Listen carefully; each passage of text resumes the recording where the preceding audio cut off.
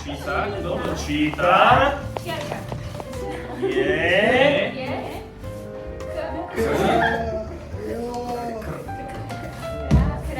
Kráľ!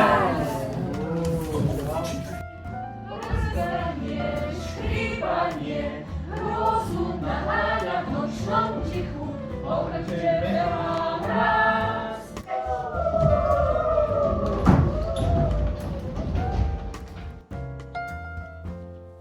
Sire, šíky sú zoradené. Dobre, vydáme sa na cestu.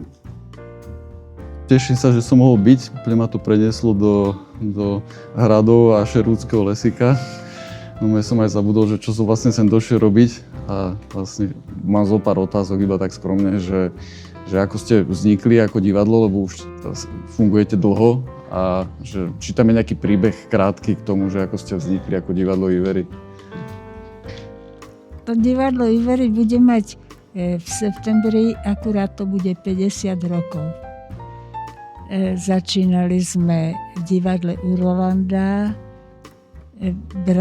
boli sme vlastne pod Bratislava 1. Potom to divadlo sa zavrelo po revolúcii, takže sme sa trošku sťahovali a nakoniec sme skončili na Školskej v kultúrnom centre. No ale tam sa zapáčilo nejakým iným divadlám a celý čas bola snaha nás odtiaľ vytlačiť. Dosť dlho sme sa silno držali, ale nakoniec nás vyhodili.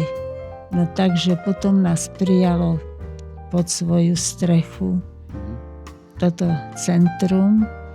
No a je to 3. sezónu, čo sme tu. Asi tak už okolo to bude teraz už 3 roky, čo hráme na týchto doskách tu v Dome kultúry Ružinov, ak teda hovorím správne. 3. sezóna. Ja sa veľmi teším, že ste tu, lebo ja som sem chodieval ešte na flautu a na klavír, keď som bol malý, takže mám z toho radosť, že tu funguje kultúra stále v Ružinove, ešte, že to nezbúrali celé, že to funguje ďalej.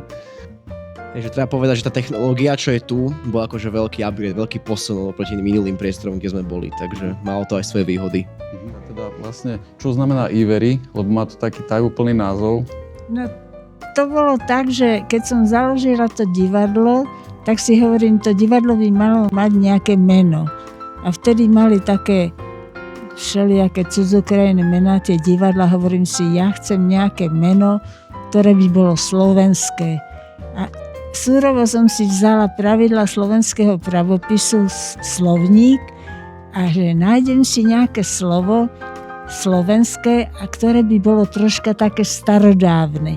No a išla som po tej abecede a čítala každé slovo, až som prišla na Iver. Hovorím si, Iver, to by bolo dobré, je tam to R, to chcela som, aby bolo R, že je to také výrazné, tak si hovorím, dobre, tak bude sa volať Iver. No a potom, keď sme začali, keď už sa mi zišla nejaká partia okolo mňa, sa začali schádzať ľudia, tak tam bola nejaká števka a ona mi potom hovorí, počúvaj, prečo sa to má volať Iver, že nás je tu viacej, tak volajme sa Ivery, lebo Iver je trieska, akože tak my budeme ako triesky. V podstate od triesky to je uvedené. Hej, je to presne to veľmi zaujímavé, lebo keď sa hovorí, že keď sa rúbe drevo, že letajú Ivery, a sa akože aj tie triesky, aj ten Iver, keď letajú z toho dreva, vždy každý má rôzny tvar, rôznu veľkosť, ako aj my herci v tom divadle je každý veľmi rozdielny. Takže je to akože naozaj krásne, že každý je rozdielny, ale v tom divadle všetci našli tú rovnakú lásku a to je podľa mňa naozaj krásne. Mňa by zaujímalo, že koľko máte členov, lebo raz keď som tu bol, tak bolo možno, že 5-6 ľudí. Teraz som videl, že už som ani nevedel napočítať, že celkom... Za celých tých 50 rokov, alebo teraz? No, môžete za tých 50 rokov, tak... by ma tiež zaujímalo. Neviem, koľko nás je. Neviem to tak presne, to sa stále tak mení. Ale koľko je tak chlapcov je asi takých 10. Berieme, že takých tých aktívnych členov, čože aktívne hrávajú, lebo niekedy sa stane, že zoberieme nejakého staršieho Ivera, keď niečo potrebujeme a tak, ale podľa mňa tí aktívni je tak okolo 20, by som povedal. Zásadou našou bolo, že prijímame iba študentov.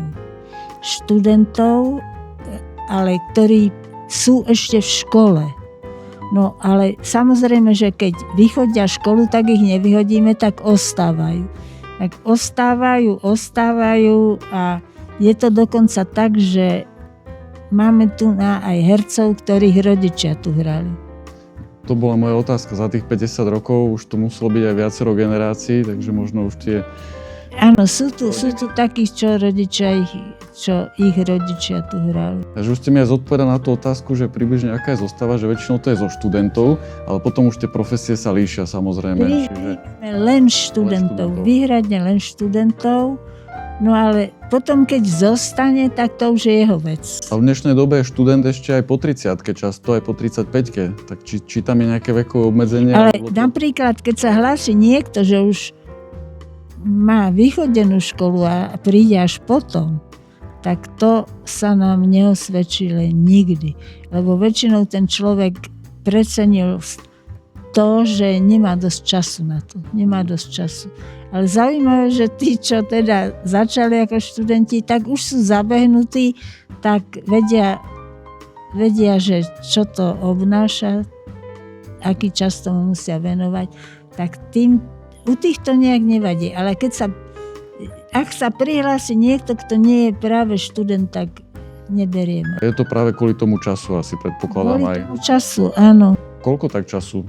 Aj mňa by to veľmi zaujímalo, že koľko tak času zaberie takáto divadelná dráha, keď človek sa tak aktívne...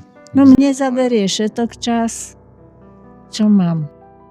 Tak mne to niekedy zabere 10, 15, 20 minút, ale nie je to dostatok, lebo zistím, že texty nepamätám, takže musím si to opakovať zasa, ale z dlhodobého hľadiska, keď som sa pripravoval aktívne a keď dajme tomu je nejaká nová hra a tak ďalej, tak si myslím, že to sú hodiny a hodiny týždenne, popri práci, plus ešte keď proste záleží na každom hercovi a každý herec chce vedieť čo najlepšie, tak potom je to ešte individuálna práca s našou režisérkou a individuálna samostatná práca ešte na doma.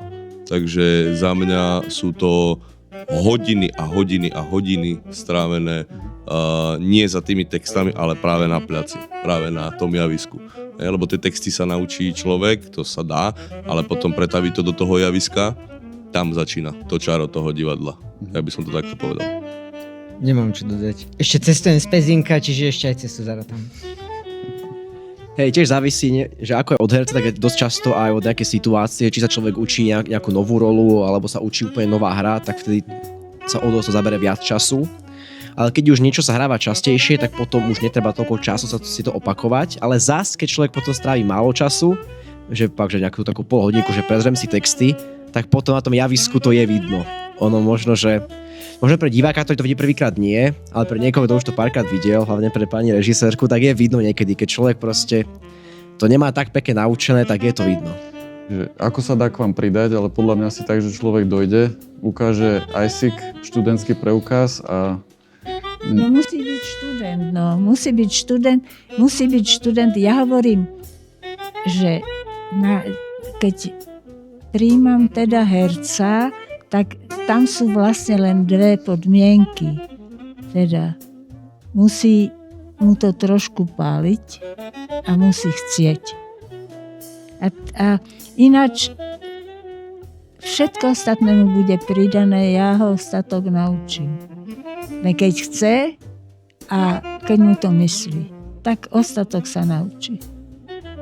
Posledná otázka, že nejaký odkaz ružirovským čitateľom alebo divákom, že či máte pre nich, alebo čo by ste im odkázali?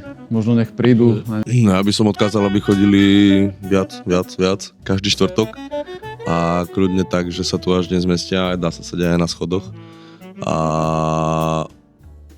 hlavne nech si užijú každé jedno predstavenie, pretože každé jedno predstavenie tomu človeku dá niečo iné. A najlepšie na tej hre je, že aj keď človek vidí, dajme tomu niekoľkokrát tú istú hru, tak stále môže odchádzať s úplne iným pocitom, lebo tá hra sa nikdy nedá zahrať takisto, iba lepšie alebo horšie.